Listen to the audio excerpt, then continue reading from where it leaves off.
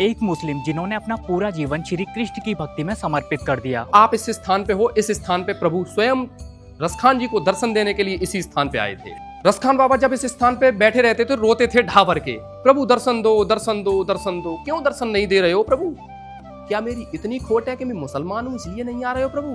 तो रसखान बाबा ने प्रभु को धमकी दी कि प्रभु यदि आप मुझसे मिलने के लिए ना आए तो मैं ऐसा लिख जाऊंगा कि जन्मों जन्मांतर होगा कि तू ब्रज में नहीं है।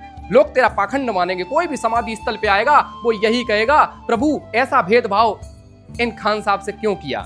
प्रभु बैठे बैकुंठ धाम में डर गए कि मुझे चलना होगा, तो बैकुंठ धाम छोड़ के इसी स्थान पे आए। तो जैसे ही इस कैंपस में आए तो रसखान बाबा ने आंखों में एकदम रोशनी पड़ी और ठाकुर जी बांसुरी बजाने लगे इस कैंपस में।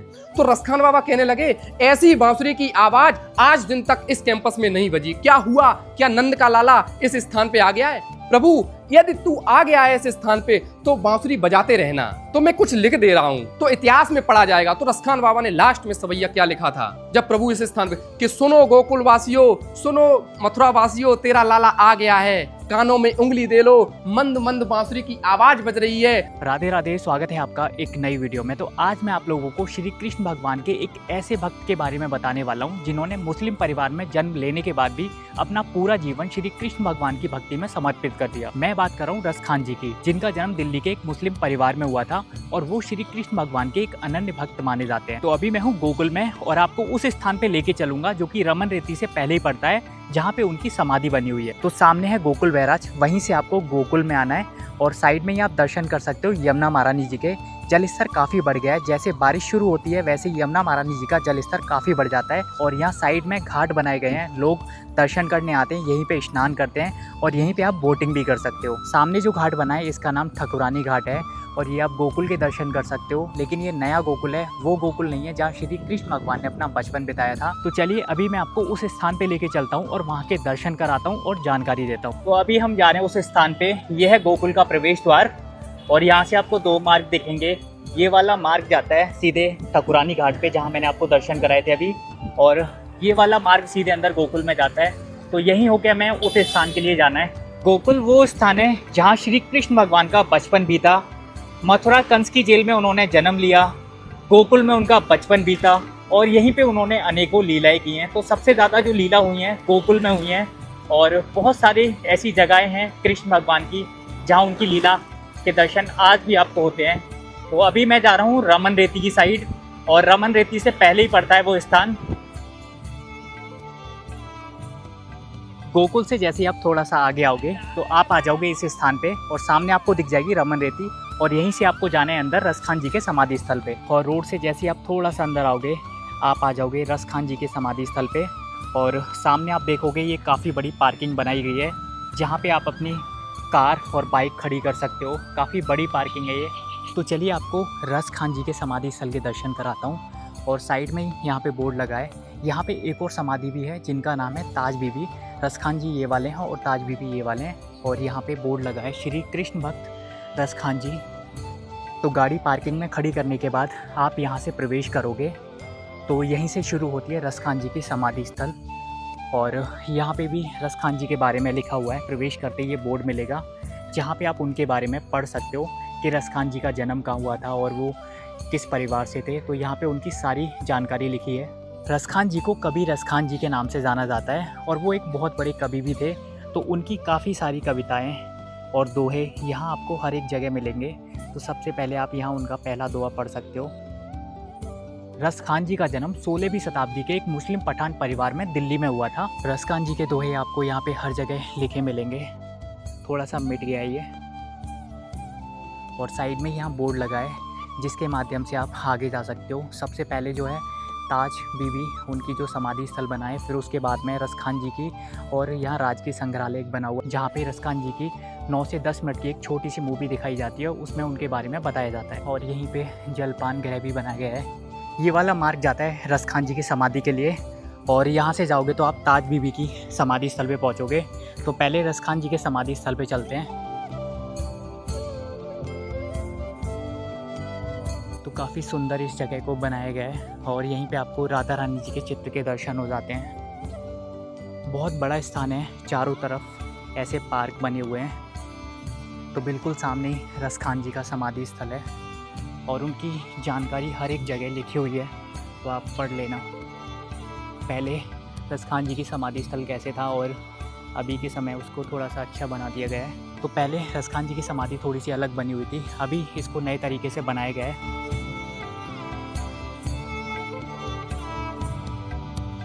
अभी आप दर्शन कर रहे हो रसखान जी के समाधि स्थल के और बिल्कुल सामने आपको रसखान जी के समाधि के दर्शन होते हैं। और यहाँ के बारे में हम जानेंगे, यहाँ के जो इंचार्ज हैं। राधे राधे भैया। जय श्री कृष्णा, जय श्री श्याम, जय रसखान बाबा। तो रसखान जी के बारे में आप बताइए कि वो कैसे कृष्ण भक्त बने और वो कैसे यहाँ पे ब्रज में आए। राधे राधे। मैंने जितना रिसर्च किया है यहाँ पे, तो कहा जाता है 1533 में ये रसखान बाबा इस स्थान पे आए थे, ब्रज में आए। कहानी तो बहुत लंबी है। दिल्ली के रहने वाले थे, कहा जाता है। कोई कहता है कि पठान काबुल के थे, कोई कहता दिल्ली का रहने वाला था, मगर मेरा जो मत है ये दिल्ली के रहने वाले थे। एक गांव था प्याहनी, वहाँ के रहने वाले थे। बताते हैं जब दिल्ली में हाहाकार मचा, अकबर का शासन था, तो वहाँ से छोड़ छाड़ के ये ब्रज चले आए थे। ब्रज में आके प्रभु की इतनी भक्ति की, इतनी भक्ति की कि प्रभु को स्वयं वैकुंठ धाम छोड़ के इसी ब्रज में आना पड़ा था। जो वो आप इस स्थान पे हो, इस स्थान पे प्रभु स्वयं रसखान जी को दर्शन देने के लिए इसी स्थान पे आए थे।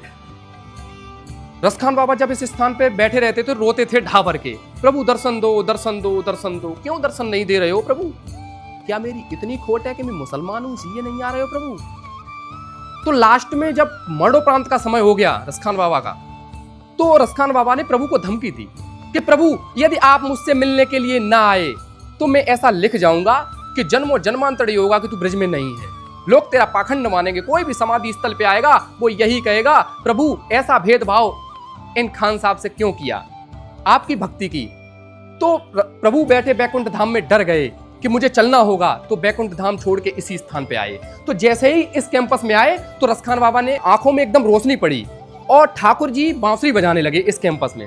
तो रसखान बाबा कहने लगे, ऐसी बांसुरी की आवाज आज दिन तक इस कैंपस में नहीं बजी। क्या हुआ? क्या नंद का लाला इस स्थान पे आ गया है?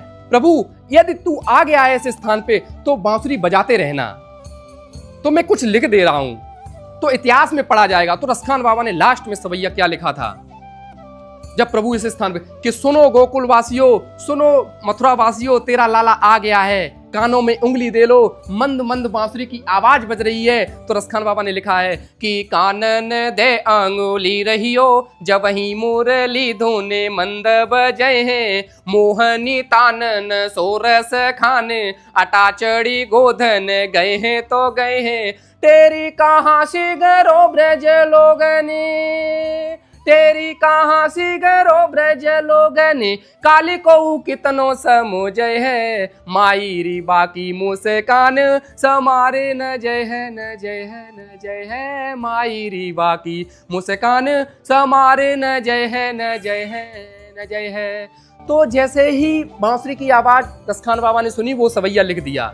तो कहने लगे, प्रभु यदि तू मुझे दर्शन देने के लिए आ गया है प्रभु, तो मेरे पास आ जा प्रभु, मेरे पास आ जा। तुझसे मिलने के लिए बहुत लालायित हूं प्रभु, मेरा तन इतना मजबूत नहीं है प्रभु जो तेरे स्थान पे आ सकूं प्रभु, मैं बुढ़ापा हो गया प्रभु, आ गया है तो मेरे पास आ जा। जैसे ही प्रभु आए तो पीछे से एकदम जेठ भर ली, जेठ भर ली। रसखान बाबा डर गए, कौन? कि मैं नंद का लाला। क्या प्रभु तू ही बांसुरी बजा रहा था? हाँ मैं ही बांसुरी बजा रहा था। प्रभु अभी तक तू कहाँ था प्रभु? दर्शन देने के लिए क्यों नहीं आया था प्रभु? प्रभु यदि मेरे पास आ गया है प्रभु तो हाँ मेरे सामने आ जा। तो जैसे ही प्रभु सामने आए तो रसखान बाबा को विराट रूप प्राप्त हुए, मगर रसखान बाबा उस विराट रूप को देख नहीं पाए। कहने लगे, प्रभु मेरी आंखों में इतना दम नहीं है जो तेरे इस रूप को देख पाऊं प्रभु, तूने वादा किया था मैं बाल रूप के दर्शन दूंगा। गोकुल में जाओ, विट्ठल नाथ जी से दीक्षा ले लो। विट्ठल नाथ जी से दीक्षा भी ले ली। प्रभु तू बाल रूप में आ जा, मेरे पास एक छोटी सी भेंट है वो देने की लालायित हूं प्रभु। तो सामने बैठ गए और अपनी पोटली से निकाली वो जूतियां भेंट करने के लिए लाए थे, वो इसी स्थान पे जूतियां भेंट करने लगे। प्रभु कहने लगे रसखान से, क्या चाहिए? धन दौलत माया सुंदर रूप सब कुछ देने के लिए तैयार हूं। तो रसखान बाबा कह रहे हैं, प्रभु मुझे कुछ नहीं चाहिए, चाहिए तो क्या चाहिए, दे सकते हो? प्रभु ने कहा अवश्य दूंगा, मांगिए। तो लास्ट में जो सवैया गाया था, क्या गाया था कि मानुष हो तो वही रस खान, बसो ब्रज गोकुल गाव के ग्वारन, जो पशु हो तो कहावस मेरो, चरो नित्यानंद की धेनु मझारन, पाहन हो तो बही गिरी को, जो धरियो कर छत्र पुरंदर धारन, जो खग हो तो बसेरो करो मिली कालंदी कूल कदम्ब की डारन। प्रभु मैंने तेरी अच्छी भक्ति की हो इस ब्रज में, मेरी भक्ति में कोई पाप ना हुआ हो प्रभु, तो मुझे मानुस बनाना प्रभु, तो इस ब्रज में मुझे ग्वालवाल बना देना। क्या बनाओगे प्रभु? अवश्य बनाऊंगा। प्रभु मेरी भक्ति में कोई खोट हो गई हो, मैंने कुछ पाप कर दिया हो प्रभु, तो पशु बनाना प्रभु, तो नंद बाबा की गाय बना देना प्रभु। क्या बनाओगे प्रभु? अवश्य बनाऊंगा। प्रभु और कुछ खोट कर दी हो, मैंने कुछ और पाप कर दिया हो प्रभु, मैंने तेरी भक्ति अच्छी न कर पाई, तो पंछी बनाना, यमुना के तट पे कदम की डालियों पे मैं चहचहाट करूं प्रभु, वो मुझे पंछी बनाना प्रभु। बनाना तो इस ब्रज में ही बनाना प्रभु। अरे गाड़ी बंगला सब कुछ मांग लो, क्यों नहीं मांग रहे हो प्रभु? बस लास्ट इच्छा है जिसको तूने उंगली पे धारण किया है, छत्र पुरंदर धारण गोवर्धन पर्वत बनाना है, तो एक छोटा सा पहाड़ बना देना प्रभु, जहां नित हर समय में भजन करूं प्रभु। क्या बनाओगे प्रभु? अवश्य बनाऊंगा। तो प्रभु ने कहा ऐसा ही होगा।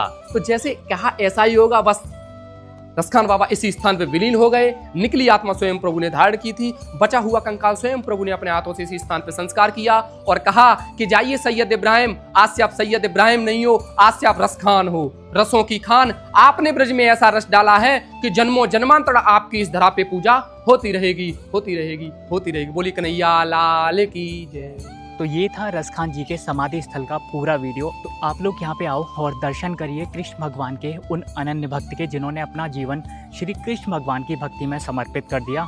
तो ये था आज का वीडियो। अगर अच्छा लगे तो वीडियो को लाइक शेयर कमेंट ज़रूर करना, फॉलो कर लेना अगली ऐसी और वीडियोज़ के लिए। राधे राधे।